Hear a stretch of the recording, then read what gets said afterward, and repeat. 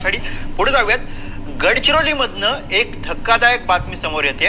हॉटेलमध्ये काम करणाऱ्या तरुणीला बेदम मारहाण करण्यात आली आहे। चार्जर न दिल्यामुळे पुरुषांनी तरुणीला लाथाबुक्क्यांनी मारहाण केली। गडचिरोलीच्या आरमोरीमधील शिवम रेस्टॉरंटमध्ये घडलेला हा सगळा धक्कादायक प्रकार आहे, ज्याची दृश्य आपण बघतोय। मारहाणीची सगळी घटना सीसीटीव्ही कॅमेऱ्यामध्ये कैद झालेली आहे। आरोपी सोहेल शेख, अयूब शेख वरती या सगळ्या प्रकरणात गुन्हा दाखल झालाय। चार्जर न दिल्याच्या कारणावरनं बेदम मारहाण करण्यात आली अशी माहिती सध्या समोर येते।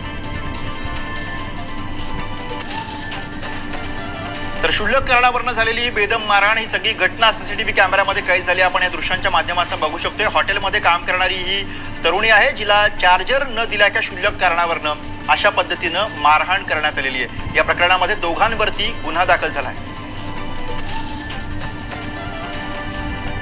ही अत्यंत चुकीची संस्कृती निर्माण झालेली आहे, ज्याला तुम्ही पुरुष प्रधान म्हणा किंवा काही म्हणा, पण ज्याच्यामध्ये खरोखरच स्त्रीचा माणूस म्हणून स्वीकार केला जात नाही। याच्या मागे मानसिकता केवळ राक्षसी आहे। पाशवी पण मी म्हणणार नाही, कारण पशु असं करत नाही। याचा निषेध आहे। याचं प्रमाण सर्वत्र वाढतं आहे असं वाटतंय, कारण समाजामध्ये कमालीची अनार्की निर्माण झालेली आहे। तर बघणाऱ्या कोणाही व्यक्तीचा संताप होईल अशी ही सगळी दृश्य आहेत, जी सध्या गडचिरोलीवरनं समोर येतात। गडचिरोलीवरनं आपले प्रतिनिधी आशिष अग्रवाल सध्या सोबत आहेत, त्यांच्याकडनं आपण अधिक माहिती घेऊया। आशिष, काय या सगळ्या घटनेचा तपशील आहे आणि आता सध्या काय कारवाई पोलिसांकडनं केली जाते, काय सांगण्यात येत आहे? नक्कीच गुरु, आज आपण इथं बघत आहोत की प्रसारच्या माध्यमातून व्हिडिओ जो आहे तो प्रचंड व्हायरल होत आहे।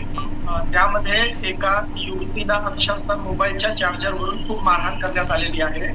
नेमका ती युवती जी आहे ते हॉटेलमध्ये काम करत असताना एक पती पत्नी त्या हॉटेलमध्ये आले आणि तिने चार्जरची मागणी केली, परंतु मुलीने चार्जर न दिल्यामुळे तिला खूप मारहाण करण्यात आलेली आहे। आणि पतीने आपल्या काही सहकाऱ्यांना सुद्धा बोलवून घेतलेले होते आणि त्यांच्याकडून प्रचंड मारहाण करण्यात आलेली आहे।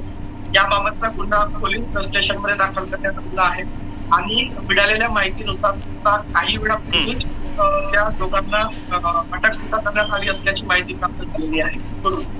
धन्यवाद आशिष या सगळ्या सविस्तर माहितीसाठी। तर गडचिरोलीमधली धक्कादायक घटना आता वळूयात पुढच्या बातमीकडे। बातमी आहे राजकीय रक्षाबंधन।